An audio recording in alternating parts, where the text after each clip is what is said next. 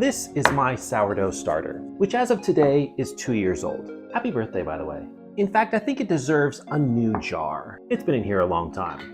Welcome to your new home. Now once activated, it will turn into this, which turns into this, which can then be used to bake sourdough bread of all different kinds, or some sourdough focaccia, or some simple sourdough dinner rolls.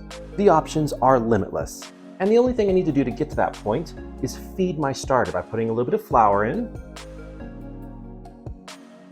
See how carefully I'm measuring this? Just dumping it in. And some water, which brings me to my first tip. Use purified water. Don't trust the tap water. It could slow down your fermentation process. And I'm just gonna simply take a butter knife here and just gently stir it all up, mixing it up thoroughly until it reaches this consistency of like thick pancake batter. Then I'm just gonna place a little rubber band on there to mark the current level, pop a lid on there, and place it somewhere warm in my kitchen where it can ferment properly. It's only been 3 hours and this is what my starter looks like now. See all these little pockets of air right here? That means it's alive and it's activated and ready to make bread. The natural yeast, or the lactobacillus, has done its job. Now I want to show you how to make your own starter from scratch the easy way. You see, when I first started doing this, I tried the precise method. I weighed my empty jar, I followed my little cheat sheet to add the exact amount of grams of flour each day. I'd measure the water temperature to be exactly 78 degrees. I did it all, and I found it to be exhausting and tedious. And I thought to myself, there has to be an easier way. And for me, there was. Let me show you how I did it. So basically, my goal here was to eliminate all the extras that I was doing.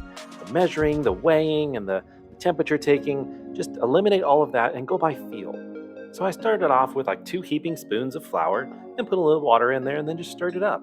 Now I've got some tips for you along the way here, but I just wanted to keep this real simple and effortless. I turned it into thick pancake batter, popped a little loose lid on there, and placed it somewhere warm, like my windowsill when the sun is shining, or into my ever so slightly heated oven with the light on. Day 2, exactly the same thing as day 1. Put the flour in, a little bit of water, and stir it up. Easy peasy. Now a quick tip on the flour, you can use any variety that you like. Just make sure it's an unbleached version. A bleached flour won't have any natural yeast in it and it will never ferment well. Day 3. Now mine had just a couple of bubbles in there, which was exciting, but don't be surprised if yours has nothing yet. That's totally okay. Now the same as day 1, I added here another 2 to 3 heaping spoons of flour, then poured in a little bit of water.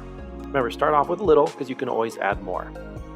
Again, I turn it into thick pancake batter, pop that lid back on, and wish it good luck. Day 4.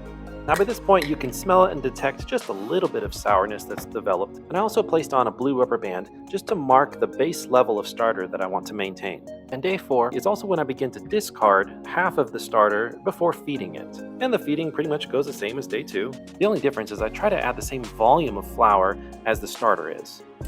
And the part that I discard, there's no use keeping it. It's not active enough to bake anything, so I just throw that away. Day 5. I'm still at the maintain level, so again I discard half of it and then add my flour in to roughly match the amount of starter I have left, and my water, stir it up like normal, and we're good to go.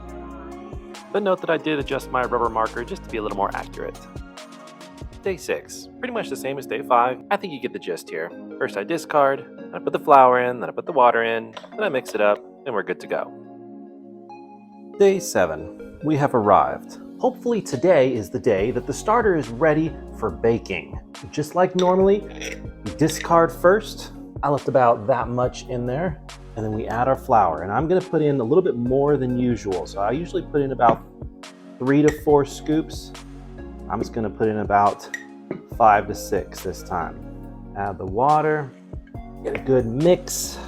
Okay, thick pancake batter. All right, I'll clean the jar for you here. Now we're gonna keep our eyes on this one for the next couple of hours to see if it rises well. Hopefully it does, otherwise I'm gonna look a little bit like a fool, but I have faith that this is going to work. Let's check it out. All right, we're at 2.5 hours now and we are almost at the top here. I'm gonna give this just another hour or so, but this is looking good. All right, we're at 3.5 hours.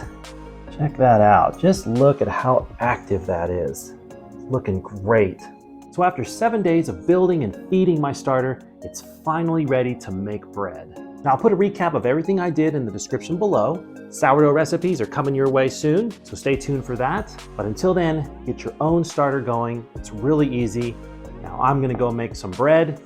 We'll see you next time.